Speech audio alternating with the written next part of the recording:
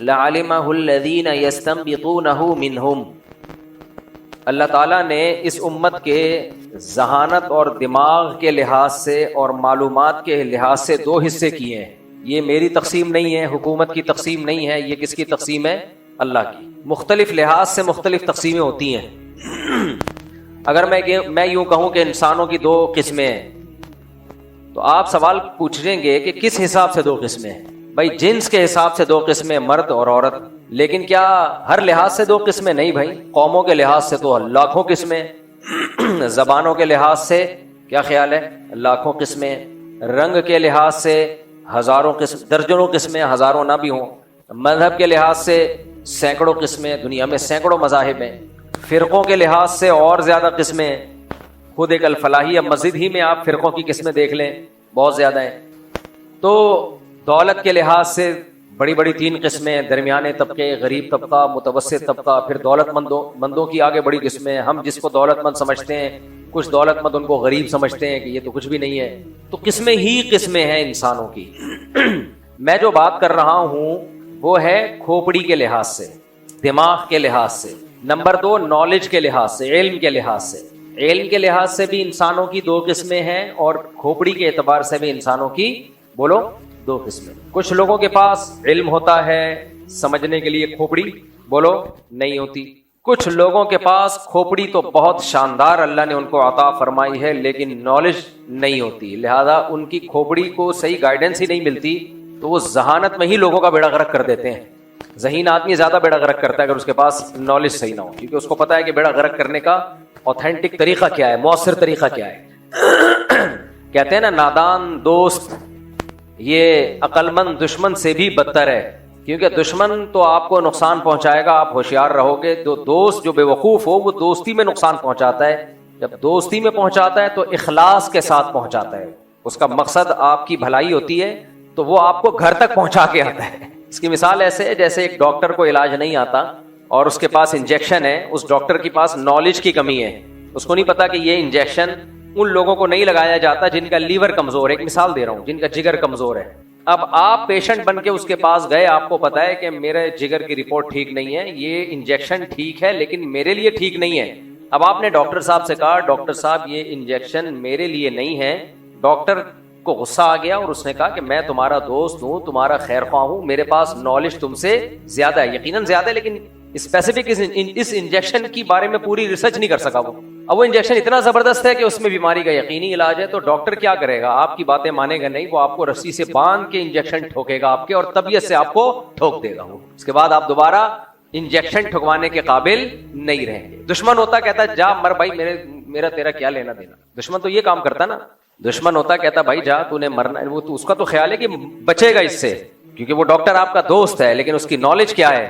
پوری نالج نہیں ہے اس کے پاس. تو ہمیں دو باتیں پتہ چلیں. انسان کی فضیلت، ایک دماغ اس کے پاس صحیح ہونا چاہیے، نمبر دو نالج اس کے پاس مستند ہونی چاہیے. یہ دونوں چیزیں جذباتی لوگوں کے پاس نہیں ہوتی ہیں، ذہن میں رکھیں. یہ دونوں چیزیں کس کے پاس نہیں ہوتی؟ جذباتی لوگوں کے پاس، جو گلے پھاڑ پھاڑ کے ہاں ہو ہی ہو، کوئی بھی ٹاپک ان کو دیا جائے نا تو دلائل کم اور چیخو پکار کو زیادہ فوکس کرتے ہیں. نبی کریم صلی اللہ علیہ وسلم کے بارے میں اللہ تعالیٰ نے فرمایا، جو میں نے آیت پڑھی ہے، انک لعلی خلق عظیم، اے نبی آپ اخلاق کے سب سے اعلیٰ معیار پر ہیں. سب سے اعلیٰ اخلاق کس کے تھے؟ نبی صلی اللہ علیہ وسلم. میں جو بات کر رہا تھا نا، میں جو دیکھتا رہتا ہوں پبلک کدھر کو جا رہی ہے، پھر میں اسی ٹاپک پہ بات کرنے کی کوشش کرتا ہوں. قرآن کی آیتوں کو سے وہی مضمون نکالتا ہوں میں. ہمارے ہاں یہ باتیں میڈیا پہ بہت زیادہ اٹھائی جانے لگی ہیں کچھ مذہبی لوگوں کا رویہ دیکھ کے، کہ جو مذہبی لوگ ہوتے ہیں وہ تہذیب یافتہ نہیں ہوتے. مذہبی لوگوں کے پاس تہذیب نہیں ہے، مہذب نہیں ہے، نالج نہیں ہے مذہبی لوگوں کے پاس، وغیرہ وغیرہ. دیکھو نالج کا مطلب اگر یہ ہے نا کہ میڈیکل سائنس کی نالج نہیں ہے، تو کیا سول انجینئر کے پاس میڈیکل سائنس کی نالج ہوتی ہے؟ اور اگر نالج کا مطلب یہ کہ اسے عمارتیں بنانا نہیں آتی، نقشے بنانے نہیں آتے، اسے نہیں پتا کہ کتنا ویٹ اٹھانے کے لیے کتنا سریا ڈالنا پڑے گا، بیس کتنی ہونی چاہیے، کھدائی کتنی ہونی چاہیے. تو اگر نالج کا مطلب یہ ہے تو پھر ڈاکٹر کے پاس، ڈاکٹر اس نالج میں زیرو ہوتا ہے، پھر تو سارے ہی جاہل ہیں. عالم صرف وہ ہے جس کو وہ علوم جو آپ کے پاس ہیں، ایسا تو کوئی بھی دنیا میں نہیں ہے. تو علم کا مطلب کیا ہے خوب سمجھیں. علم میں اور فنون میں فرق ہے. دیکھو فن کسے کہتے ہیں؟ فن بھی ایک علم ہے، لیکن وہ علم جس کی بیس پہ انسان کو دوسری مخلوق پہ فضیلت ہے، وہ علم ہے تہذیب کا علم، انسان کو انسان بنانے کا علم، کہ انسان مہذب کیسے ہوتا ہے۔ اللہ کرے میری یہ باتیں سمجھ میں آ جائیں، بہت ٹیکنیکل باتیں۔ اس وقت عملی خرابی کو ہم رونا کیا پیٹیں، نظریاتی طور پہ لوگ بگڑ رہے ہیں۔ جب آپ برائی کو اچھا سمجھنا شروع کر دو، اچھائی کو برا سمجھنا شروع کر دو، اچھائی اور برائی کی تعریف ہی خلط ملط ہو جائے، شراب اور زمزم میں کوئی فرق ہی نہ رہے، اور ناپاکی اور پاکی میں کوئی فرق ہی نہ رہے، تو پھر تو تباہی سے کوئی نہیں روک سکتا انسان۔ تو جو بڑا ایشو اس زمانے میں ہے، پہلی بات علم کسے کہتے ہیں؟ علم، نالج کوئی بھی ہو انسان کے لیے فائدہ مند ہے۔ فائدہ مند ہونا الگ بات ہے۔ دیکھو مجھے ایک بات بتاؤ، بھنگیوں کو گٹر صاف کرنا آتا ہے، مجھے اور آپ کو بولو نہیں آتا، کیا یہ بھی علم نہیں ہے؟ کیا انسانوں کے لیے فائدہ مند علم نہیں ہے یہ؟ بلکہ میں کہتا ہوں بھنگی اگر ہڑتال کر لیں نا، ڈاکٹر ہڑتال کر لیں، ہم میں بخار ہوگا پیناڈول پہ گزارا چلا لیں، زیادہ سے زیادہ مر جائیں گے، عزت سے تو مریں گے نا کم از کم۔ گاؤں دیہاتوں میں لوگ مرتے نہیں ہیں، ہارٹ اٹیک ہوا، قریب میں ہاسپٹل نہیں ہے، ڈاکٹر نہیں ہے، مر گئے، لوگ صبر کر لیتے ہیں، چلو یار آج نہیں تو کل جانا ہی تھا انہوں نے، چلو اللہ تعالیٰ مغفرت فرمائے، سب نے جانا ہے۔ کیا خیال ہے؟ کوئی پہلے چلا جاتا ہے، کوئی تھوڑا سا لیٹ چلا جاتا ہے۔ مجھے ایک بات بتاؤ، اگر بھنگی ہڑتال کر لیں ہم سب کا کیا ہوگا کالیا؟ ان گٹروں کی اس پوزیشن میں اگر یورپ میں بھنگی ہڑتال کر لیں کوئی اتنا بڑا ایشو نہیں ہے، وہ سسٹم ایسا ہے کہ وہ گٹر بھرنے میں کم از کم 100 سال لگ جائیں گے ان کے، وہ اتنے بڑی بڑی لائنیں انہوں نے ڈالی ہوئی ہیں، بندوں سے زیادہ بڑی تو ان کی گٹر لائنیں ہوتی ہیں۔ ان کے بھنگی بھی اس طرح کے نہیں ہوتے، بہت مشکل سے جاب ملتی ہے بھنگی کی بھی، 3 پیس سوٹ ٹائی میں، وہ یعنی ان کا ٹائی تو نہیں، یعنی ایک مخصوص ڈریس ہوتا ہے، اس میں پورا بندہ گٹر لائن میں اندر، اگر آپ کھانا ہضم کر کے واکنگ بھی کرنا چاہیں نا ہضم کرنے کے بعد، تو ان کی گٹر لائنوں میں واکنگ ہو سکتی ہے۔ جار ہمیں تو ایسا لگے گا دیکھ کے شاید یہ لیاری ندی بہ رہی ہے اور اس کے ساتھ میں بندہ واک کرتا ہوا جا رہا ہے، جیسے ہماری لیاری ندی ہے نا، اس ٹائپ کی ان کی گٹر لائنیں ہوتی ہیں۔ میں بات کر رہا ہوں ہندوستان، پاکستان اور بنگلہ دیش کی، کہ یہاں اگر بھنگی لوگ ہڑتال کر لیں، اسٹرائک کر کے بیٹھ جائیں، اور تو ہمارا ہوگا کیا؟ بس میں اس پہ آگے جاتا نہیں ہوں کہ کیا ہوگا، مسجد میں اس کو ایکسپلین کیا نہیں جا سکتا۔ ہم سب مریں گے اور بدترین موت مریں گے، کوئی اچھے لفظوں سے یاد نہیں کرے گا، فلاں گٹر میں ڈوب کے مر گیا، فلاں واش روم میں ڈوب کے، اس کے گھر میں پانی گٹر کا اتنا جمع ہو گیا تھا کہ تیرنے لگا۔ آپ مذاق نہ سمجھیں اس کو، ایک گٹر بند ہوتا ہے نا تو وہ پچھلے سارے گٹروں کا راستہ روک لیتا ہے، صرف 1 سے 1.5-2 مہینے کے بعد ایسا برا حال ہوگا کہ تصور سے روح کانپ اٹھتی ہے۔ بسوں والے ہڑتال کر لیں اتنا نقصان نہیں ہے، ڈاکٹر اسٹرائک ہو جائے اتنا بڑا نقصان نہیں ہے، بھنگی کی ہڑتال سے، اسٹرائک سے۔ اب ایسا نہ ہو میری یہ بات سن کر جتنے بھی بھنگی ہیں وہ کہ اچھا یار تنخواہ بڑھانے کا ایک بہترین آپشن آیا ہمارے پاس۔ میرے بھائی علم بھنگی کے پاس بھی ہے اور انسانیت کے لیے مفید علم ہے۔ ہمارے حضرت مفتی رشید احمد صاحب کے دور میں ایک طالب علم آ گیا مدرسے میں پڑھنے کے لیے، تو اس کے ماں باپ آ گئے کہ یہ آپ تو اس کو مولانا بنا رہے ہو۔ حضرت نے فرمایا دیکھیں یہ دین کا علم سیکھے گا اور حلال و حرام کا علم سیکھے گا، امت کی رہنمائی کرے گا۔ انہوں نے کہا نہیں یہ کوئی علم تھوڑی ہے، ہم وہ علم سکھانا چاہتے ہیں جس سے انسانیت کو فائدہ ہو، مثلا ڈاکٹر بنانا چاہتے ہیں، پائلٹ بنانا چاہتے ہیں۔ تو حضرت نے فرمایا دیکھیں اس سے بھی انسانیت کو فائدہ ہوگا۔ مجھے پوری کانورزیشن یاد نہیں ہے، اس کا اپنے الفاظ میں خلاصہ پیش کر رہا ہوں۔ اس نے کہا کہ جی نہیں جی یہ جو ہے یہ بہت فائدہ مند علم ہے جو ہم، حضرت نے فرمایا فائدہ مند تو بھنگی بنانا بھی ہے، سب سے زیادہ ضرورت سوسائٹی کی کس کو ہے؟ بھنگیوں کی ہے۔ فرمایا علوم سارے فائدہ مند ہی ہوتے ہیں، ہم نے فائدے کے ساتھ ساتھ یہ دیکھنا ہوتا ہے عزت کس میں زیادہ ہے۔ فائدے کے ساتھ ساتھ کیا دیکھنا ہوتا ہے؟ عزت کس میں۔ بھنگی بننے میں عزت نہیں ہے، کوئی اپنے بچے کو بھنگی بنانا نہیں چاہتا، ڈاکٹر بننے میں عزت ہے اور ہونی بھی چاہیے، میں اس کے خلاف نہیں ہوں کہ آپ کہیں کہ ڈاکٹر اور بھنگی کو میں نے ایک ہی صف میں لے جا کے بٹھا دیا ہے۔ فرمایا اصل بات یہ ہے کہ عزت کو دیکھتا ہے انسان کہ عزت کس علم میں زیادہ ہے۔ آپ کی بچی کے لیے ڈاکٹر کا رشتہ آئے گا، فرشتہ سمجھ کے دے دو گے آپ اس کو، رشتہ نہیں بلکہ کیا سمجھو گے؟ فرشتہ۔ جمعدار کا رشتہ آئے گا، نشتہ، رشتہ نشتہ، لے رکشہ اور دفع ہو جا کے شعر آ نہیں رہا مجھے، دفع ہو جائے یہاں سے۔ تو حضرت نے فرمایا سب سے زیادہ قابل عزت علم جس کی بیس پہ سب سے زیادہ عزت ملتی ہے وہ دین کا علم ہے۔ تو انہوں نے کہا یہ تو کوئی نہیں ملتی عزت۔ حضرت نے فرمایا کہ اسی لیے جتنی ملنی چاہیے اتنی نہیں ملتی کہ اللہ نے یہ عزت آخرت کے لیے محفوظ کر کے رکھی، کہ اللہ کی نظر میں سب سے زیادہ قابل عزت علم جو ہے وہ کون سا ہے؟ دین کا علم۔ ضرورت کا انکار نہیں ہے، دوسرے علوم کی ضرورت. دیکھو لوگ بے اعتدالی کا شکار ہیں اس میں. کچھ تو ہمارے دیسی لوگ ہیں جو کہتے ہیں کہ صرف دین ہی کا علم ہے، باقی سب فضول ہے. یہ بھی غلط ہے. بعض پیغمبروں کو اللہ نے دنیاوی علوم بھی دیے ہیں. حضرت داؤد علیہ الصلوۃ والسلام کے ہاتھ میں لوہا پگھل جایا کرتا تھا. یہ ایک مادی یعنی ایک ایسا معجزہ تھا جس کا مادی زندگی میں فائدہ ہے. اور بھی کچھ پیغمبر گزرے ہیں جن کو اللہ نے علوم دیے، لیکن یہ تمام پیغمبروں کو نہیں دیے. کسی پیغمبر کو کوئی علم دیا، کسی پیغمبر کو کوئی علم دیا. قدر مشترک جو تمام پیغمبروں میں جو کامن بات تھی وہ کیا تھی؟ دین کا علم. مجھے تھوڑا سا پانی ذرا پلا دیے گا، ٹھنڈا نہ ہو. تو دین کا علم اللہ نے تمام پیغمبروں کو دیا ہے. کیا خاص چیز ہے بھائی دین کے علم میں جو اللہ تمام پیغمبروں کو دے رہا ہے؟ کیا خاص بات ہے اس میں؟ ٹھنڈا نہ ہو بھائی. تو کیا خاص چیز ہے اس علم میں؟ تمام پیغمبروں کو اللہ یہ علم دے رہا ہے، دین کا علم. پھر نبی صلی اللہ علیہ وسلم نے فرمایا، جزاک اللہ. مائک کی آواز بہت سلو ہے، مجھے گلا پھاڑنا پڑ رہا ہے، لیکن تھوڑا سا والیوم بڑھاتے ہیں تو خراب ہو جاتے ہیں، تو ایسے میں بولنے میں بڑی مشکل ہوتی ہے. خطیب لوگ ہوتے ہیں نا، ہاں ٹھیوں ٹھیوں، ان کا لیے تو کوئی مسئلہ ہی نہیں ہے مائک. خطیب لوگوں کو ہم نے دیکھا ہے، ان کے گلے ہیں ماشاءاللہ، اللہ نے بڑی طاقت دی ہے. ایک دن میں 3 بیان تباہی مچا دیتے ہیں. اسٹیمنا ہے بھائی، ہر ایک میں نہیں ہوتا. میں کہیں سفر پہ بھی جاتا ہوں تو میں بولتا ہوں 24 گھنٹے میں ایک بیان سے زیادہ نہیں دینا. 24 گھنٹے میں ایک بیان سے زیادہ نہیں دینا. لوگ کہتے ہیں آپ تو بڑے سمجھے جاتے ہیں، بڑا آپ کا اسٹیمنا ہے. تو کیا مطلب 24 گھنٹے میں ایک سے زیادہ بیان نہیں کر سکتے؟ میں ان سے کہتا ہوں دیکھو، کنویں سے زیادہ پانی نکالو گے کیچڑ آنے لگے گا. کنویں سے زیادہ پانی نکالو گے کیا آئے گا؟ کیچڑ آئے گا. دماغ جب استعمال ہوتا ہے نا بیان میں، تو پھر 24 گھنٹے میں ایک ہی ہو سکتا ہے. خالی گلا اگر استعمال ہو رہا ہے پھر آپ 6 بھی کر سکتے ہیں. ہاں کچھ خطیب ایسے ہیں جن کا ٹاپک ایک ہی ہوتا ہے، وہ ایک دن میں 4 6 بیانات بھی کر لیتے ہیں. وہ ٹھیک ہے، وہ ان پہ کیونکہ اسی ٹاپک کو انہوں نے ریپیٹ کرنا ہوتا ہے. یہ میں اس لیے وضاحت کر رہا ہوں، ایسا نہ ہو کسی مولوی صاحب کے دن میں 3 بیانات ہو رہے ہیں تو آپ نے ان کو بول دیا تو ادھر ادھر کی باتیں. ایسا نہیں ہے. ہر ایک کا اپنا اپنا پوائنٹ آف ویو ہوتا ہے، سوچنے کا اسٹائل ہوتا ہے. ہمارا بیان میں یہ ہوتا ہے کہ تھوڑا سا کھوپڑی کو زیادہ استعمال کرنا پڑتا ہے، گلا کم استعمال ہوتا ہے، کھوپڑی زیادہ استعمال ہوتی ہے. اس لیے میں جہاں بھی جاتا ہوں ایک بیان بس. ہاں اسی بیان کو ریپیٹ کرنا ہے تو پھر تو 4 دفعہ کر لو، پھر ٹھیک ہے. لیکن بات یہ ہے کہ ریپیٹ بھی نہیں ہوتا ہم سے، تو جو فرسٹ ٹائم بعد میں جو جان ہوتی ہے نا، اسی کو ریپیٹ کریں گے تو وہ جذبہ نہیں رہتا. اس کے لیے ضروری ہے رات کو سو کے دوبارہ اٹھیں، پراٹھا کھائیں.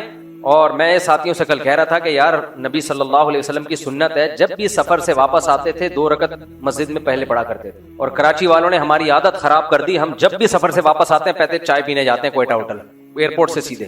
یہ میرا سفر تھا آذربائیجان، کل رات آیا ہوں میں.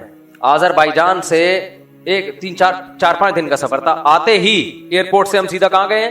کوئٹہ ہوٹل چائے پینے. کیوں؟ 3-4 دن چائے کے نام پہ مذاق ملائے. دبئی ایئرپورٹ پہ میں نے اپنے دوست سے کہا یار اچھی سی چائے لے کر آؤ. وہ اچھی سی لے کر آئے. میں نے کہا اچھی سی نہ لاتا تو زیادہ اچھا تھا. خیر لوگ اتنی چیزیں بنا کے شارٹ کلپ چلا دیتے ہیں کہ لوگ کہتے ہیں مولوی صاحب یہ بتانے کے لیے ہمیں بیٹھے ہوئے کہ چائے کہاں کی پینی چاہیے. امریکہ سے ہم آئے، پچھلے مہینے آئے نا، امریکہ سے اترتے ایئرپورٹ پہ ہم کوئٹہ ہوٹل گئے. وہاں جا کے ہم نے کہا 15 دن ہو گئے تمیز کی چائے ملے ہوئے. اب دیکھو 4-5 دن سے نا چائے نہیں مل رہی تھی. چائے جدھر انڈا موڑ پہ کوئٹہ ہوٹل سے چائے پی ہے. میں نے لڑکوں سے کہا، میں نے کہا اٹ از کالڈ چائے. پتہ نہیں یہ کوئٹہ ہوٹل والا ذائقہ آتا ہی نہیں ہے کسی ہوٹل میں. جو مرضی کر لو بھائی، وہ اللہ نے کوئٹہ کے پٹھانوں کے ہاتھ میں ہی کچھ بلٹن ہے یہ کمپنی کی طرف سے کہ یہ بنائے گا. تو اب کیا ڈال رہے ہیں اللہ خیر کرے. لیکن بہرحال ٹیسٹ جب ہی آتا ہے. یہ نہ پنجاب میں ملتی ہے نہ پشاور میں ملتی ہے، یہ صرف کوئٹہ اور کراچی میں ملے گی آپ کو یہ چائے. خیر تو میں یہ عرض کر رہا تھا کہ دیکھو اللہ تعالیٰ نے انسان کو فضیلت دی. دو قسمیں کی ہیں اللہ تعالیٰ نے انسانوں کی. دماغ جن کے پاس زیادہ ہو، علم جن کے پاس زیادہ ہو. اور علم سے میری مراد کیا ہے؟ سائنس اور ٹیکنالوجی کا علم نہیں، وہ بھی ضروری ہے، بہت زیادہ ضروری ہے. اس زمانے میں تو بہت سے بھی زیادہ ضروری ہے. اور اگر آپ کے پاس صرف مذہب کی تعلیم ہے، آپ کے پاس اس زمانے میں سائنس اور ٹیکنالوجی کا علم نہیں ہے، تو آپ دنیا میں راج نہیں کر سکتے. آپ مذہب کو بھی نقصان پہنچاؤ گے. کیونکہ دنیا میں ترقی کے لیے وہی اصول ہیں جو اللہ نے دنیا کے لیے رکھے ہیں، جو فطرت کے تقاضے رکھے ہیں. اس سے لڑو گے تو ہار جاؤ گے، چاہے کتنے بڑے نیک آدمی ہو. میں بار بار ایک مثال دیتا ہوں نا، آپ بہت زیادہ تہجد گزار ہو اور سجدے کر کر کے آپ کے ماتھے پہ محراب بن گیا ہے. بعض لوگوں، ہم نے بھی بہت الحمدللہ سجدے کیے، پتہ نہیں محراب نہیں بنتا. کچھ لوگ 4 دن نماز پڑھتے اتنا بڑا محراب بن جاتا ہے. ہم بھی بھائی اتنے ہی سجدے کرتے ہیں جتنے محراب والے کر رہے ہیں. لیکن بہرحال بعض لوگ 4 دن کریں گے اور اتنا ماشاءاللہ اللہ نے شاید ان کو نوازا ہو، واللہ والا بنتا بھی ہے. ریڈی کمپنی ہے، کوئی کمپنی کا نام بتا. خیر تو بہرحال یہ سجدوں کے نشانات حدیث میں آتا ہے قیامت کے دن اور روشن ہوں گے. خیر تو آپ بہت تہجد گزار ہو، للہ فی اللہ روتے رہتے ہو، ایک دن بجلی کی تار، برہنہ تار کو آپ نے ہاتھ لگا لیا، وہ تار آپ کو چھوڑے گی یا گلے ملے گی آپ سے؟ بولو، گلے ملے گی۔ آپ کے گھر میں ایک برہنہ تار تھی بجلی کی، آپ نے یہ کہہ کے اس کو چھوڑ دیا کہ میں اسباب کی دنیا میں اتنا زیادہ نہیں کہ میں اتنی احتیاطیں کروں کہ کون سی تار باہر نکلی ہوئی ہے، کون سی دیواروں کے اندر جا رہی ہے، یا میں آگ لگنے کے لیے کوئی پہلے سے انتظام کر لوں وغیرہ وغیرہ۔ آپ نے کہا چونکہ ہمارا تعلق مع اللہ، ایک تو یہ عین بہت گاڑا نکالتے ہیں، جو بھی تعلق مع اللہ اتنا عین نکالتے ہیں کہ بھائی جب اردو بول رہے ہو تو اردو اسٹائل میں بولا کرو اللہ کے بندو، عربی جب عربی میں بولو۔ پھر ایک صاحب کہنے لگے 100%، میں نے کہا 100% بھی کافی ہے، 100% کو 100% کہنے کی ضرورت ضاد بھی نکالے بھائی، اردو کو اردو میں بولو یار، ہر زبان کا اپنا ایک لب و لہجہ ہوتا ہے۔ اردو بھی تو پریشان ہے نا، آدھی انگلش آ رہی ہے اردو میں، کچھ عربی آ رہی ہے، کچھ فارسی آ رہی ہے، کچھ تو اردو خود بوکھلا گئی ہے کہ میں ہوں کیا۔ تو پنجاب والے اپنے اسٹائل میں بولتے ہیں، پشتو والے اپنے اسٹائل میں بولتے ہیں۔ ایک ہمارے دوست ہیں، پٹھان دوست ہیں، بڑے میرے لیے قابل احترام ہیں، ان کو پتا ہے کہ وہ ناراض نہیں ہوں گے، مجھے کہتے ہیں کمیونیکیشن گیپ ہے، کمیونیکیشن گیپ۔ اب وہ انگلش کس میں بول رہے ہیں؟ پشتو میں، کمیونیکیشن۔ پہلے تو میں سمجھا نہیں کون سا گیپ ہے یہ، تو وہ بہت بالکل ایسے دانتوں کو پیس کے نا، جیسے پشتو بولتے ہیں ویسے انگلش، اردو والے بھی انگلش کو بگاڑ دیتے ہیں۔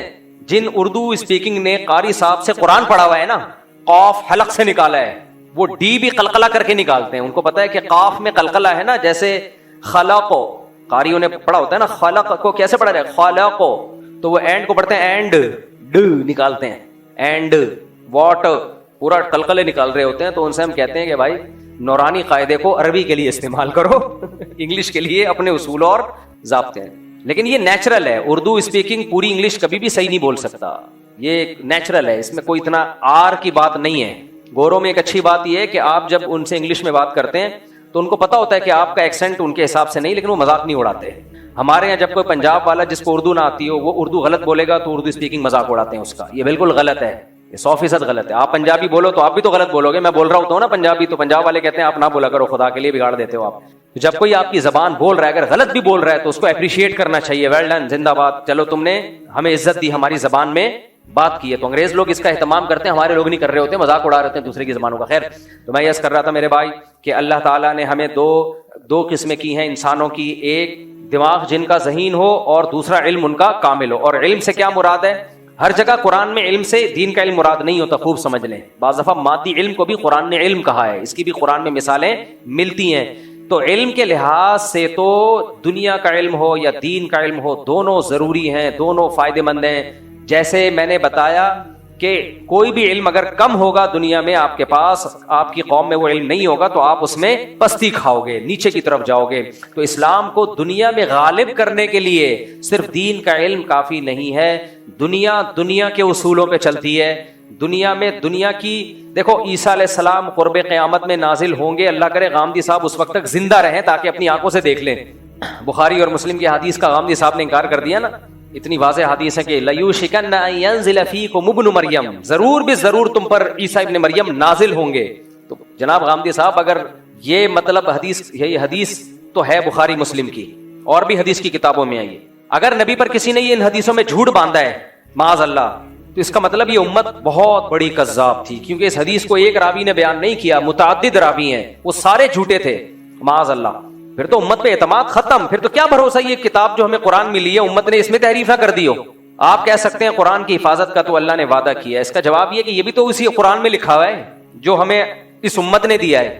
عقلی طور پر امکان ہے خود ہی لکھ کے ہمیں دے دیا ہو، لیکن ہم کہتے ہیں یہ نہیں ہو سکتا، کیونکہ تواتر کے ساتھ جب کوئی چیز چلی آ رہی ہوتی ہے اس میں غلطی کا امکان نہیں ہوتا۔ تو حضرت عیسیٰ علیہ الصلوۃ والسلام جب نازل ہوں گے نا قرب قیامت میں، اچھا جب نازل ہوں گے تو اس وقت ہی نازل ہوں گے، کائنڈلی ابھی آپ کوئی ایسا کام نہ کریں۔ لوگ کیا امام مہدی کے انتظار میں آذربائیجان ہو کے آیا ہوں نا، وہاں ایک انقلاب آیا تھا، رشیا سوویت یونین کے انقلاب سے پہلے کوئی لیڈر گزرا ہے جس نے بہت لوگوں کو قتل کیا، اور آذربائیجان میں جو اسلامی حکومت تھی اس کو ختم کر دیا تھا اس نے، یعنی اہل سنت کی حکومت تھی سنیوں کی، تو ختم کیا کس دلیل پہ کہ میں امام مہدی ہوں، حدیثوں میں جس مہدی کا تذکرہ ہے وہ میں ہوں، اور ایسی کی تیسی کر دی پوری اسٹیٹ کی ریاست کی۔ اس کے بعد سوویت انقلاب آیا تو انہوں نے ان کی بھی ایسی کی تیسی کر دی۔ تو آج کل ایسی کی تیسی ہی چل رہی ہے مارکیٹ میں، کوئی امام مہدی کے نام پہ کھڑا ہو جاتا ہے، کوئی کہتا ہے امام مہدی چونکہ ابھی خراسان سے نکلنے والے ہیں تو میں ذرا خراسان کی طرف ہو کے جا رہا ہوں. کوئی کہتا ہے دجال کا ابھی ظہور ہونے والا ہے تو میں اس طرف جا رہا ہوں. بھائی جو خوب اچھی طرح سمجھو, بار بار یہ مسئلہ میں بیان کر چکا ہوں.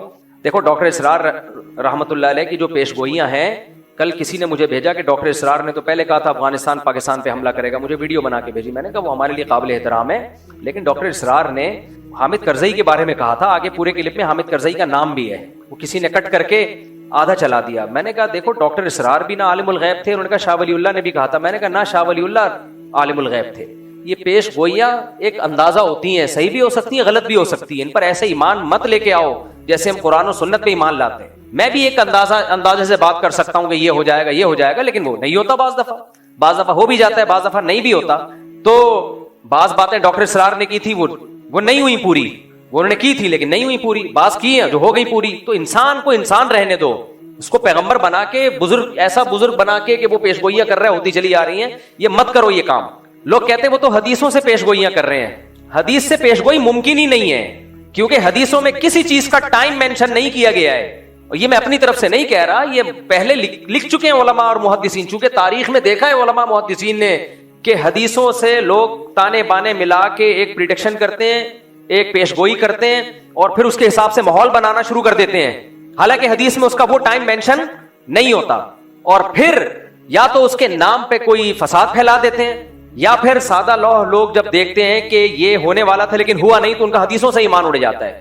تو اس لیے یہ جو بھی اس طرح کے اسکالرز گزرے ہیں یہ ہیں اسکالرز ہی, ان کی بات کو پتھر پہ لکیر سمجھ لینا. اس کی مثال ایسے جیسے ڈاکٹر اسرار نے پیش گوئی کی تھی کہ گریٹسٹ اسرائیل بنے گا, جو پورا مکہ مدینہ اور یہ سب چیزیں یہ سب اسرائیل میں داخل ہو جائیں گے.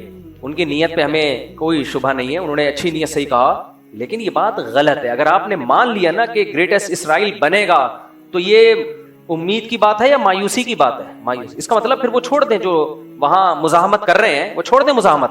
جب بنے گا تو کیا ضرورت ہے کرنے کی؟ پھر تو ڈاکٹر اسرار صاحب کی نیت اپنی جگہ, لیکن انشاءاللہ نہیں بنے گا, کسی کا باپ بھی نہیں بننے دے گا ان کو. یہ سٹائل ہونا چاہیے. کیسے بنے گا بھائی؟ آپ کے مکان پہ کسی نے دھمکی دی کہ میں قبضہ کروں گا, تو پہلا ریپلائی آپ کا کیا ہوگا؟ تیرے باپ میں دم میں تو کر کے دکھا. لڑنا تو بعد میں جا کے, کیس ویس تو بعد میں نمٹیں گے بیٹھ کے.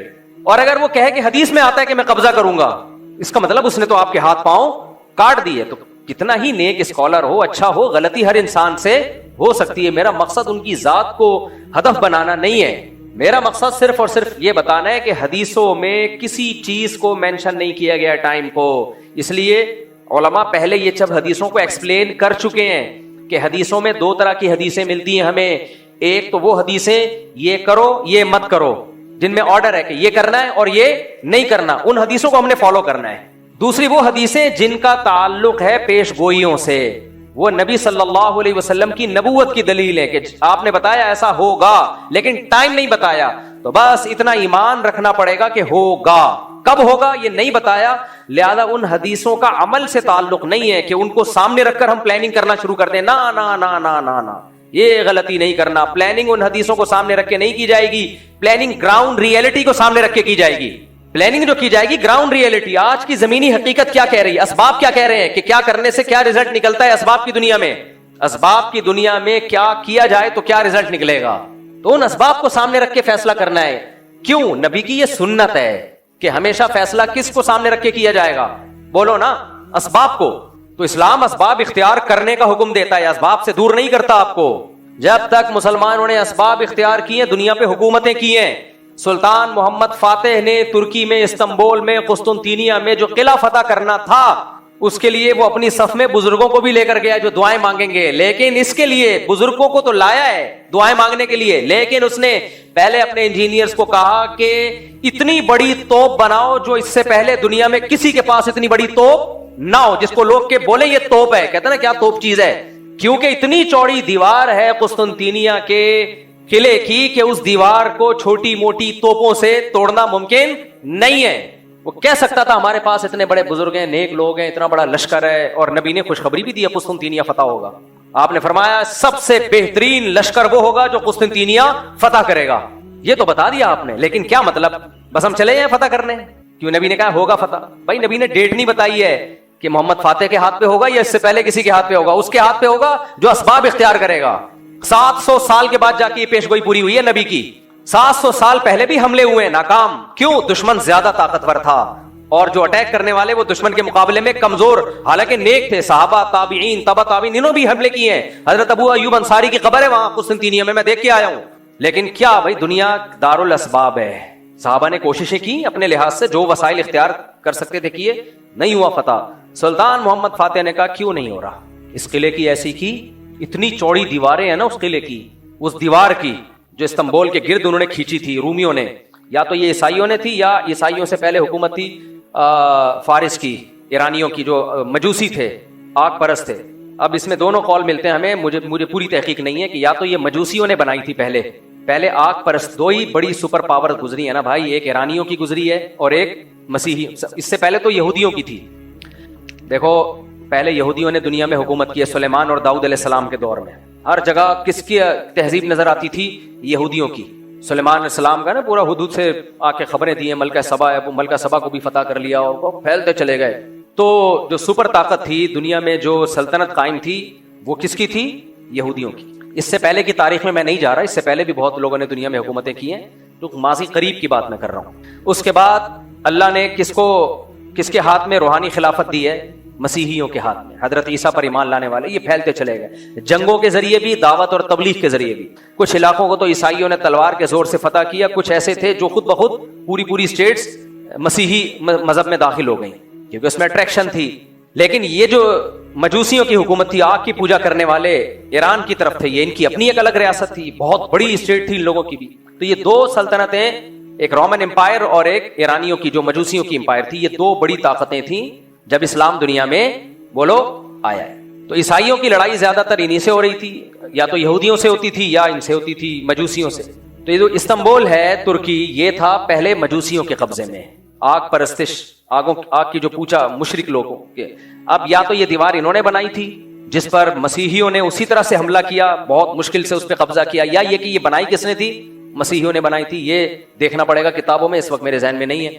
लेकिन बहरहाल मुसलमानों के लिए इसको फतह करना आसान काम नहीं था और नबी ने खुशखबरी भी सुना दी थी, निअमा जैशुन यग़ज़ुल कुस्तुनतीनिया औ कमा क़ाल सल्लल्लाहु अलैहि वसल्लम, क्या ही बेहतरीन लश्कर है जो कुस्तुनतीनिया को फतह करेगा, और क्या ही बेहतरीन है वो शख्स जो, वो अमीर जो उसको फतह करेगा। 700 साल कोशिशें हुई हैं उसको फतह करने की, नहीं हो पा रहा था। क्यों? उस लेवल के असबाब नहीं थे जो उन्होंने अपने डिफेंस के लिए रखे हुए थे। हालांकि अटैक करने वाले, हमला करने वाले मेरे और आप जैसे नहीं थे, बड़े अल्लाह वाले, बड़े नेक लोग थे, बड़े बुजुर्ग लोग थे वो। लेकिन नहीं भाई, दुनिया दारुल असबाब है। उन्होंने डिफेंस का सिस्टम इतना मजबूत किया हुआ था, जिसकी दीवारें इतनी चौड़ी कि उस पर गधा गाड़ियां चल सकें, बैलगाड़ियां चल सकें, इतनी चौड़ी दीवारें। उन दीवारों पे आप उस जमाने के गोले मारोगे तो क्या हुआ, ऐसा लगता था जैसे किसी ने खारिश की है, खुजाया है थोड़ा सा दीवार को। उसको कैसे फतह करें? फिर दो समंदरों के बीच में एक नहर है जो यूरोप के तुर्की को और एशिया के तुर्की को अलग करता है। उस समंदर को भी क्रॉस करना था, वो भी मुमकिन नहीं था, और उस समंदर तक कश्तियां पहुंचाना मुमकिन नहीं था, उस पानी तक कश्तियां पहुंचाना मुमकिन नहीं था। कश्तियां समंदर के रास्ते से लेकर आए तो दुश्मन का कब्जा था उस पे, और किश्तियों को बाय रोड ले जाना, इतनी बड़ी तादाद में समंदरी जहाज जैसी किश्तियों को बाय रोड ले जाना मुमकिन नहीं था। तो सुल्तान मोहम्मद फातेह ने दो खानदानी काम किए। बोला सबसे पहले तो एक इतनी बड़ी तोप बनाओ कि जिसको लोग कहें ये क्या है, क्या तोप बनाई है, क्या तोप बनाई, ये असबाब इख्तियार किए उसने। और दूसरा, खोपड़ी इस्तेमाल करो। जब तक हम वो जो दो समंदरों को मिलाने वाली पट्टी है पानी की, उसमें कश्तियां नहीं उतारेंगे, और उतारे भी चुपके से, दुश्मन को पता ना चले, तो उस वक्त तक हमारे लिए इसको फतह करना मुमकिन नहीं। मशवरा हुआ कि एक ही ऑप्शन है हमारे पास, तोपें तो बनाना कोई मुश्किल नहीं है, इंजीनियर्स ने बना ली बड़ी बड़ी तोपें, आज भी रखी हुई हैं तुर्की के म्यूजियम में आप जाएं तो। सबसे बड़ा मसला यह है कि खुश्की को पार करके पानी में किश्तियां कैसे उतारी जाएं, जहां मुजाहिदीन को बिठा के शहर के अंदर भेजा जाए ताकि वो पीछे से भी अटैक करें। दो बड़े चैलेंज थे, नंबर 1 किश्तियां वहां तक पहुंचाना, नंबर 2 चुपके से पहुंचाना, क्योंकि दुश्मन देख लेगा, वो मारेगा। मैं और आप होते, हम कहते ला इलाहा इल्ला अन्ता सुब्हानका इन्नी कुन्तु मिनज़ ज़ालिमीन, 10 लाख दफा इसका विर्द होगा। आओ बैठो सारे, या अल्लाह फतह करा दे, या अल्लाह हम तेरे गुनाहगार बंदे हैं और अभी तक गुनाहगार ही हैं क्योंकि असबाब इख्तियार कर नहीं रहे। फिर हम जाते, शुफ सरकार भी हमारे पास होता, हम कहते उधर मुंह करके जितनी तेरे पास फूके आज सारी निकाल दे यार। गवर्नमेंट से कहते फूक के स्पेशल सिलेंडर लेकर आओ और शुभ सरकार के लगा दो ताकि हवा अंदर जाए और सरकार के जमाने मुबारक से बाहर निकलती रहे हवाएं। वजीफे का खुदा न खास्ता मैं मजाक नहीं उड़ा रहा। ला इलाहा इल्ला अंता सुब्हानका इन्नी कुन्तु मिनज़ ज़ालिमीन, ये बहुत करामत दुआ है। इस दुआ की बरकत से यूनुस अलैहिस्सलाम मछली के पेट से निकले। मुसीबतों में ये दुआएं मांगनी चाहिए, ये वजीफा पढ़ सकते हैं, पढ़ना चाहिए, लेकिन पहले काम तो पूरा करो भाई। पैनाडॉल रखी हुई है, बुखार में यूं यूं झूम रहा है, अबे ये 2 गोली खाते हुए तुझे तकलीफ हो रही है, मौत आ रही है, खा ले, फिर फातिहा पढ़ के फूंक भी लगा देना। वो खा नहीं रही है और सारा जोर किस पे है? फूकों पे है। तो मुसलमान का सारा जोर इस वक्त पता है किस पर है? असबाब की नफी पर। इसमें मजहबी तबके की भी मेजॉरिटी मुब्तला हो चुकी है। हमारे फरमाया करते थे, ये मुफ्ती रशीद अहमद साहब रहमहुल्लाह की जान को जब खतरा हुआ तो गार्ड रखे हजरत ने, बड़े जबरदस्त गार्ड रखे थे हजरत ने ना। और हजरत के शागिर्द चूंकि मुखलिस थे, उन्होंने कहा कि हम आपको बगैर गार्ड के छोड़ेंगे नहीं। आजकल शागिर्दी मरवा देते हैं कि हजरत आपका तो अल्लाह से ताल्लुक इतना जबरदस्त है, आपको तो किसी का बाप भी नहीं बम से उड़ा सकता, पहले हमारे सीने पे गोली आएगी फिर आपके आएगी। आ तो गई ना, भले तेरे के बाद ही आई, लेकिन आ तो गई ना हजरत जी के। तो हजरत ने तो कम रखे थे गार्ड। हजरत के शागिर्द चूंकि हजरत से मोहब्बत करते थे, उन्होंने कहा ये इतने काफी नहीं है। फरमाया काफी है? फरमाया नहीं, इसको बढ़ाएंगे हम। आपकी सिक्योरिटी आप नहीं है, हमारे हाथ। जब मोहब्बत होती है ना इंसान को, आपको अब्बा से मोहब्बत है, आपको पता है कि अब्बा का बीपी हाई हुआ है, ये गोली खाएंगे तो नॉर्मल हो जाएंगे, अब्बा खा नहीं रहे तो आप गन पॉइंट पे खिलाओगे उनको गोली। अगर आपको मोहब्बत होगी, नहीं होगी तो आप बोलोगे चलो अब्बा का मरने का प्रोग्राम है। तो देखो इस्लाम में जबरदस्ती नहीं है, किसी चीज में जबरदस्ती नहीं है। नहीं भाई, जिससे मोहब्बत होती है आदमी कहते हैं इसको बचाओ। तो हमारे हजरत के शागिर्द थे, चूंकि वो हजरत से मुखलिस थे। उन्हीं दिनों में मौलाना यूसुफ लुधियानवी शहीद रहमतुल्लाह अलैह को भी बड़े खतरात थे। तो वो बेचारे कहीं बगैर गार्ड के निकले। किसी ने कनपटी पे, इतने बड़े आलिम, इतने बड़े बुजुर्ग, कैसा रूहानी नूरानी चेहरा, ऐसे परहेजगार। हमने उनसे जब भी मुलाकात की है, कहते हैं ना कुछ लोग नेक लोग होते हैं जिनको देख के अल्लाह याद आ जाए, वो उन लोगों में से थे। और इल्म का समंदर, कैसे आराम से बेचारे कहीं बाहर निकले, किसी आराम से किसी ने गोली मारी और निकल लिया। हमारे हजरत को इतना गुस्सा आया, हजरत ने फरमाया कि इनका कत्ल इनके मुरीदों के जिम्मे है। हजरत तो जोश में आके ना देखते नहीं थे, इतना वो शुक्र है उस वक्त मीडिया नहीं था। फरमाया इनके कातिल इनके मुरीद हैं। इतना गुस्सा, वो मुरीदों ने कत्ल नहीं किया था बेचारे। मतलब हजरत का ये था कि जब मुल्क की हालात भी आपको मालूम है तो आपने जबरदस्ती सिक्योरिटी क्यों नहीं दी इनको? अगर वो नहीं भी ले रहे तो आपको अगर उनसे मोहब्बत थी तो आपने जबरदस्ती उनकी सिक्योरिटी देनी चाहिए थी। तो हमारे यहाँ बजाय सिक्योरिटी देने के या सिक्योरिटी के साथ ताउन करने के, उल्टा ये एतराज कि इन पे को अल्लाह पे तवक्कुल नहीं है, ये गार्ड लेके घूमते हैं। तो उस मौके पे हमारे हजरत ने फरमाया कि जो इनके मुरीदीन है ना, उनसे बोलो अपनी दुकानों पे ताले डालना छोड़ दो, रात को दुकानें बगैर ताले के छोड़ के चले जाया करो, आयतल कुर्सी पढ़ा करो और फूक मार के जाया करो, ठीक है ना, ताला वाला ना लगाओ। का अपनी दुकानों पे जिसमें इंसान नहीं है, पैसा पड़ा हुआ है, पैसा भी क्या होगा, कुछ बिस्कुट के डब्बे रखे हुए होंगे, कुछ शैम्पू की बोतलें रखी हुई होंगी, उस पर इतने मोटे मोटे ताले डालते हैं। और जो इंसान है, जो इनके पीरो मुर्शिद है, उनकी हिफाजत का कोई लोगों ने इंतजाम नहीं किया। मैं जानता हूं उनके मुरीद बेचारे मुखलिस थे, लेकिन ट्रेंड यही चल रहा है ना आजकल के दीनदारों में, ट्रेंड ये चल रहा है कि हिफाजत की बिल्कुल कोई फिक्र कोई परवाह नहीं है। हमारी मस्जिद में जब सिक्योरिटी के मसाइल खड़े हुए ना, तो कुछ लोगों ने एतराज किया, ये क्या, उधर से भी तलाशी उधर से भी तलाशी, मुझे बहुत ज्यादा तंग करना शुरू किया। मुर्गी पे मसाइल खड़े हुए ना, ये मुर्गियां मुफ्ती साहब ने मैंने हटा दी। मैंने कहा ऐसी की तैसी छोड़ो यार, जो चीज लोगों में बदगुमानी का जरिया बनी हटाओ सारी मुर्गियां। हालांकि कम से कम भी 2 से 2.5 लाख रुपए का सेटअप बनाया था मैंने, वो सारे जाया हो गए मेरे। मैंने हटा दो, कोई मसला नहीं। सिक्योरिटी पे भी ये कि वहां से आ रहे हैं तलाशी, वहां से ये क्या है, कोई GHQ है या क्या है, ये कोई बम लेके आ रहे हैं। मैंने साथियों से बोला कोई कॉम्प्रोमाइज नहीं करना है, किसी बेवकूफ और अहमक की बात में से जरा भी मुतासिर नहीं होना। मैंने कहा इसको डबल करना है, कम नहीं करना, समझ रहे हो, जितने सारे नमाजी खिलाफ हो जाए ना, ऐसी की तैसी जाओ भाड़ा। बेवकूफों की बातों में आके ये थोड़ी कि इसमें सिक्योरिटी सिर्फ हमारी नहीं है, आपकी भी है। अल्लाह सबको बचा के रखे। जब बम फटता है ना, तो जिसको हदफ बनाया जाता है सिर्फ वो नहीं जाता, गरीबी में 10-15 भी उसी के साथ जो बयान सुनने आए थे वो भी चले जाते हैं। तो भाई ये तो आपके फायदे के लिए है, इस सिक्योरिटी को अभी हमने बढ़ाना है, समझ रहे हो, कम नहीं करना। तो आपको अगर कोई तकलीफ हो रही है, हम आते हैं तो हमारी तलाशी क्यों ली जाती है, हम कोई शक्ल से दहशतगर्द लग रहे हैं। आप शक्ल से जितने भी शरीफ लगे यार, फिर भी आपको पूरी तलाशी ली जाएगी आपकी, ठीक है ना। तो इसलिए बयान सुनने आना है तो तलाशी में कंप्रोमाइज, सिक्योरिटी में कोई कंप्रोमाइज बोलो नहीं होगा। एक दिन क्या हुआ, यहाँ पर एक बंदा बैठा हुआ था, शुरू की बात है, जब ज्यादा सिक्योरिटी का सख्त निजाम नहीं था, उसकी जेब में टीटी निकली, पिस्टल थी उसकी जेब में। हम बदगुमान नहीं हो रहे, अपने डिफेंस के लिए लाया होगा, लेकिन भाई किसी के चेहरे पे थोड़ी लिखा हुआ होता है, تو گارڈ نے یوں کر کے نظر دلاتا رہتا نا، تو اس نے دیکھ لیا، اس کو بلایا، خیر ہم نے پولیس والوں کو بلایا، انکوائری کی، وہ بندہ صحیح تھا، یعنی کوئی وہ نہیں تھا. آپ ڈرے نہیں، آپ کہ اچھا یہاں تو ٹیٹیاں نکل رہی ہیں، گھبرانا نہیں ہے. شریعت کہتی ہے اسباب مکمل اختیار کرو، اس کے بعد توکل کس پہ رکھو؟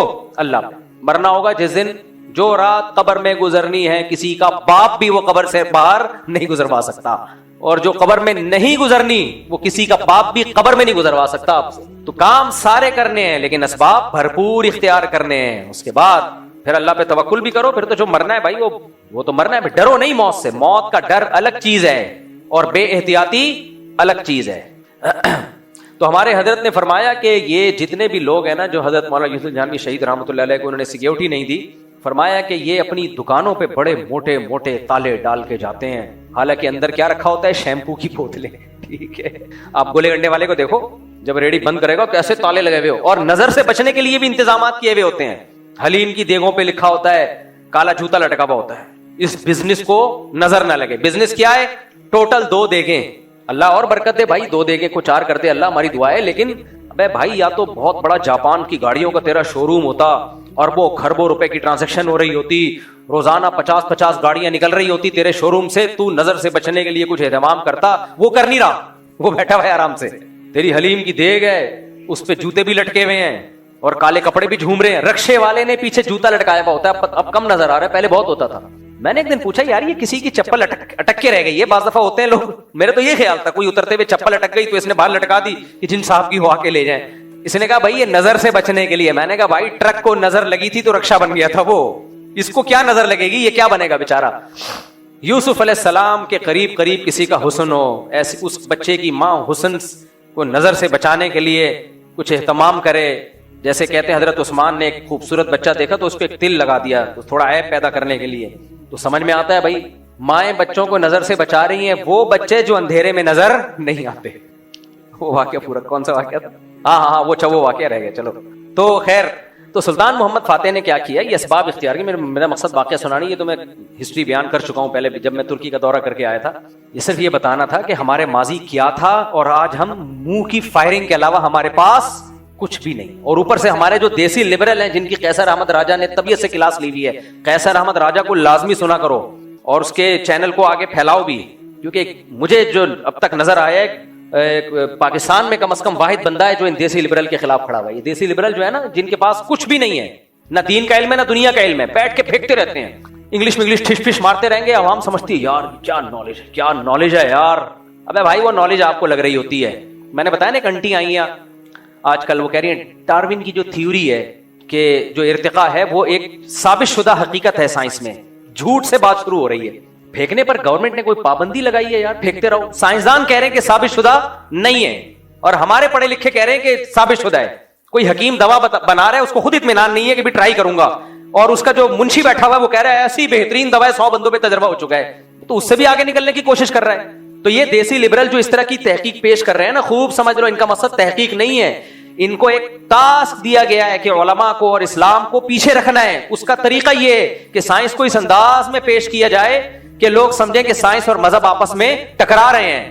ابھی ایک دیسی لبرل انکل ہیں، ان کے اسپیچ سن رہا تھا میں، کہہ رہے تھے کہ مذہبی آدمی تو تہذیب یافتہ ہو ہی نہیں سکتا، مذہبی آدمی تہذیب یافتہ ہو ہی نہیں سکتا. واہ واہ واہ واہ بھائی، تہذیب مذہب کے علاوہ خدا کی قسم کسی کا باپ کہنے والا تھا، لیکن پھر دیکھا تہذیب یافتہ نہیں ہوتے. یہ دیکھو مذہب جو ہے نا بھائی، ہمارا اسٹائل ہے نا، اسٹائل تھوڑی ہم چینج کریں گے. اسٹائل ہے نا، اسٹائل بھی تہذیب کا ایک حصہ ہے. انگریز بھی تو باپ کے ان کے باپ ہوتے نہیں تو وہ ماں کے تانے دیتے ہیں. یہ تہذیب ہے. جن کو یہ مہذب کہہ رہے ہیں نا، دیکھو میں اگر کہنے والا تھا کہ مذہب نہ ہو تو کسی کا باپ بھی تہذیب نہیں سکھا سکتا، یہ جملہ میں نے ادھورا چھوڑ دیا نا. اگر میں یہ جملہ بولتا کہتے دیکھو یہ مولویوں کی لینگویج ہے، کسی کا باپ بھی نہیں سکھا سکتا، کسی کا چاچا بھی نہیں سکھا سکتا. یہ گورے بہت مہذب ہیں، حالانکہ گوروں میں باپ ہوتا ہی نہیں ہے. ابے مجھے ایک بات بتاؤ، جس کا باپ ہو، جن کے ہاں باپ ہوتے ہوں لیکن زبان صاف نہ ہو، وہ بھی غیر تہذیب یافتہ ہے. میرے جیسے مہذب نہیں ہے، میرے جیسے دیسی ہیں وہ، لیکن باپ ہے. اور ان لوگوں کے ہاں باپ ہوتے ہیں، اور ایک اخلاق بہت ٹائٹ زبردست، لیکن ان لوگ کیا باپ ہی مارکیٹ سے کیا ہو گیا ہو، شارٹ. زنا سے بچے پیدا ہوتے ہوں، اس بچے کو کوئی مرد اون کرنے کے لیے تیار نہ ہو کہ میرا بیٹا ہے. ان کو کیا کہہ رہے ہیں؟ تہذیب یافتہ. آپ نے یہ سمجھ میں آ رہا ہے میں کیا کہنا چاہ رہا ہوں؟ او بھائی ایک تہذیب کی شکل ہوتی ہے, nice to meet you, thank you, 3 piece suit tie, بغلے بھی کون جھانک رہا ہے جا کے, وہ بھی چھپی بھی ہیں بس اوپر سے فٹ فاٹ. لیکن سوسائٹی میں زنا بھی ہے, بے انتہا نشہ ہے, نشے کے بغیر کوئی چل نہیں سکتا. اور نشہ نہ بھی ہو تو 15-20 کپ کافی پیے بغیر ان کا دماغ ہی کام نہیں کرتا. اتنے زیادہ ہائپر لوگ ہوں, ہر شخص نشہ کر رہا ہو. بہت سے ملکوں میں نشہ لیگل ہو, شراب تو لیگل ہے ہی ساری دنیا میں. اتنا زنا اتنا زنا اتنا زنا, پھر نسلیں روک لی ہوں کہ ان کو کھلانا پڑے گا کمبختوں کو. اس کو کہہ دیا تہذیب. اور مذہبی آدمی جو بیچارہ 2-4 کبھی الٹی سیدھی باتیں ممبر پہ بیٹھ کے اسٹائل ٹھیک نہیں ہوتا, اس کا بات ٹھیک کر رہا ہوتا ہے, اس کو کہہ دیا یہ ہے ہمیں تہذیب سکھائیں گے. تکلف اور تہذیب میں زمین اور آسمان کا فرق ہے. کبھی چھپڑ میں خوشبو لگا کے اکیلے میں ملو, خدا کی قسم انسانیت کی خدمت میں نے جتنی علماء میں, صلحاء میں, تبلیغ والوں میں دیکھی ہے, کسی میں نہیں دیکھی ہے. گورا اس کی خاک تک نہیں پہنچا ہے جو انسانیت کی خدمت. میں ہر مولوی کی بات نہیں کر رہا, ہر ممبر پہ بیٹھا ہوا عالم نہیں ہوتا. ہر وہ شخص جو اللہ رسول کی نام لے رہا ہے وہ عالم نہیں ہوتا. وہ دیندار بھی ہونا ضروری نہیں ہے. بہت سے لوگ مذہب کا منجن بیچتے ہیں. میں تو خود بتاتا رہتا ہوں کتنے مدارس ہیں جن میں بھرپور کرپشن ہے, اور اس مدرسے کے محتمم نے 4 دیواری کھڑی کر کے یتیم بچوں کو لا کے رکھا اس لیے تاکہ نوٹ چھاپ سکے. گیٹ اپ اس کا مذہبی ہے, تو گیٹ اپ کی بات میں کر نہیں رہا ہوں. صحیح معنوں میں جو علماء ہیں, آپ کبھی ان کے پاس بیٹھو, ان کے حوال پڑھو, سنو, آپ کی 14 طبق روشن ہو جائیں گے آپ کے. میں ایک مثال دیتا ہوں, جو اپنی اولاد پیدا کرنے کے لیے تیار نہ ہونا کہ اس پہ خرچہ کرنا پڑے گا, تو اس کا مطلب وہ تو انسانیت کے لیے خیر خواہی کا جذبہ ہو ہی نہیں سکتا. سب سے زیادہ تو انسان اپنی اولاد کا ہوتا ہے. ان کمبختوں کو بچے پیدا کرتے ہوئے موت آ رہی ہوتی ہے کہ اس کو پالنا پڑے گا, تو یہ انسانیت کو کیسے پالیں گے؟ یہ مذہب سکھاتا ہے اپنے بچے بھی پالو, دوسروں کے لے کے بچے بھی پالو, یتیموں کے بچے. یہ ظرف مذہبی لوگوں میں میرے بھائی, یہ ہمارے نبی میں ظرف ہے کہ آپ کی اپنی اولاد بھی اور ام سلمہ سے نکاح کر کے ان کے بچے بھی آپ نے پالے ہیں, اور اس کنڈیشن میں پالے جب گھر میں 40 دن چولہا نہیں جلتا تھا. یہ ہے تہذیب. کوئی ایک گورا ایسا لا کے دکھاؤ مارکیٹ میں جن کے تم صبح شام تہذیب کی باتیں کرتے ہو, ایک لا کے دکھاؤ تم. وہ بیوی سے وفا نہیں کرتا, وہ آگے نسل کیا بڑھائے گا بھائی؟ اور ان کی عورتیں مردوں سے وفا نہیں کرتی ہیں. ان کی عورتیں اپنی اولاد پیدا کرنے کے لیے تیار نہیں, کہ ٹینشن ہوگی. کیا ہوگی؟ ٹینشن. ابے بھائی جو اتنی ٹینشن اٹھانے کے لیے تیار نہ ہو, ان کے ملک کہہ رہے ہیں, ان کی اسٹیٹ کہہ رہی ہے کہ نسل بڑھاؤ تاکہ ملک کو فائدہ ہو. کہ ملک کا فائدے کی ایسی کی تیسی, ہمیں ٹینشن نہیں لینی. وہ بھائی عیش پرست لوگ ہیں, خواہش پرست لوگ ہیں, نفس پرست لوگ ہیں. اس عیاشی اور نفس پرستی کو تہذیب کا نام دے دیا, کیونکہ سوٹ اور ٹائی اچھے ہوتے ہیں, گٹر لائنیں صاف ہوتی ہیں, روڈ اچھے ہوتے ہیں, سگنل ٹائم پہ چلتے ہیں, پولیس والے بڑے ہینڈسم اسمارٹ سے اچھے اخلاق سے بات کرتے, تو وہ ساری بد تہذیبی پہ ایک چمک پٹی لگا دی ہے خوبصورت سی, ٹھیک ہے نا. اس کو نام کیا رکھ دیا دیسی لبرل نے؟ تہذیب. خدا کی قسم ہمارے گاؤں میں چلے جاؤ نا, گاؤں دیہاتوں میں, KPK میں چلے جاؤ, پنجاب, مجھے بہت افسوس ہوتا ہے, گاؤں سے ایک بندہ جاتا ہے باہر امریکہ کینیڈا چکر لگا کے آتا ہے, اپنے گاؤں کے لوگوں کو برا بلا کے ان میں پینڈو لوگ ہیں, تہذیب نہیں ہے. میں کہتا ہوں بھائی تو وہاں سے پیسہ کما کے 10 بندوں کو کھلا رہا ہے, تو پینڈو ہے, تو جاہل ہے, تجھ میں تہذیب نہیں ہے. گورا بیوی کو ایک چائے کی پیالی پلانے کے لیے تیار نہیں ہے, اور وہ کیا ہے مہذب. میں نے کہا تمہارا دماغ خراب ہو گیا ہے, ایک چکر باہر سے لگا کے آتے ہو, تھوڑا روڈ ووڈ صاف دیکھ لیتے ہو نا, سڑکیں وڑکیں, بڑے متاثر ہو جاتے ہو. یہ تو ہماری گورنمنٹ اگر انسان کے بچہ بن جائے تو ہمارا ملک بھی صاف ہو سکتا ہے. ہمیں کوئی شوق تھوڑی ہے کہ میلہ رہنے کا, تو حکومت نے باقاعدہ میلہ بنانے کا پروگرام بنایا ہوا ہے. تو اس لیے ان دیسی لوگوں سے بہت ہوشیار رہو. انگریز آئے گا نا یہاں, جب گاؤں دیہاتوں میں جاتا ہے, یہاں محبتیں دیکھتا ہے, وہ بڑا متاثر ہوتا ہے, یار انسانیت تو تم میں ہے, ہم تو سب تنہا ہیں, ہمارا تو کوئی خاندان نہیں ہے, کوئی پریوار نہیں ہے. ایک بھائی 10 بھائیوں کو بھی, چھوٹے بھائیوں کو بھی کھلا رہا ہے, بہنوں کو بھی کھلا رہا ہے, باپ رکشا چلا رہا ہے, بہت کم آمدن ہے, لیکن اپنے بیٹے کی شادی اپنے خرچے پہ کر رہا ہے کہ برائی میں نہ پڑ جائے. یہ رسپانسبلٹی وہ اٹھا رہا ہے. گورے میں یہ دم بولو نہیں ہے. ہاں ہر چیز ایک مینجمنٹ کے تحت ہے, تو مینجمنٹ جہاں بھی ہوگی تو وہ دیکھنے میں خوبصورت لگے گی. مثال کے طور پر ہمارے یہاں مینجمنٹ نہیں ہے کیونکہ قانون نہیں ہے, اور یہ ہمارا قصور تھوڑی ہے, تو ہماری حکومتوں کا قصور ہے. اس کی میں ایک مثال دیتا ہوں. بد تہذیبی کے ساتھ کتنا ہی اچھا کام ہو برا لگتا ہے, تہذیب کے ساتھ کتنا ہی برا کام ہو اچھا لگتا ہے. تو وہاں بہت سارے برے کام ہو رہے ہیں ایک تہذیب کے ساتھ, کام برے ہو رہے ہیں. وہ ہمارے یہاں بہت سے اچھے کام ہو رہے ہیں بد تہذیبی کے ساتھ. تو کام اچھا ہے, لگ کیا رہا ہے بولو نا, برا لگ. مثال کے طور پر آپ جمعہ پڑھنے آؤ اور لائن لگائے بغیر گھستے چلے جاؤ, کوئی ادھر گر رہا ہے, کوئی ادھر گر رہا ہے, کوئی 2 بندے بیٹھے ہوئے چپک کے بیچ میں گھسنے کا شوق ہے اس کو, کندھے پھلانگ پھلانگ کے جا رہا ہے. پڑھ کیا رہا ہے؟ نماز. جس میں اس کو 1 روپیہ نہیں مل رہا, باوضو ہو کے آ رہا ہے, اپنا ٹائم اللہ کے لیے قربان کر رہا ہے, سجدہ کر رہا ہے, سبحان ربی الاعلیٰ, سبحان ربی العظیم, ایاک نعبد و ایاک نستعین, اور پھر ٹھیک ٹھاک پیسہ بھی نکال کے دیتا ہے چندے کے لیے. یہ اس لیے کہہ رہا ہوں کہ تاکہ دیا کرو, چندے کے لیے پیسہ بھی دیتا ہے, اپنی جان اپنا مال خرچ کر رہا ہے, اور پھر جناب بڑے تحمل کے ساتھ بیٹھ کے دعا بھی مانگ رہا ہے اپنے مرحوم والدین کے لیے یا ماں کے لیے یا باپ کے لیے. کتنا اچھا کام کیا نا, لیکن چونکہ بد تہذیبی کے ساتھ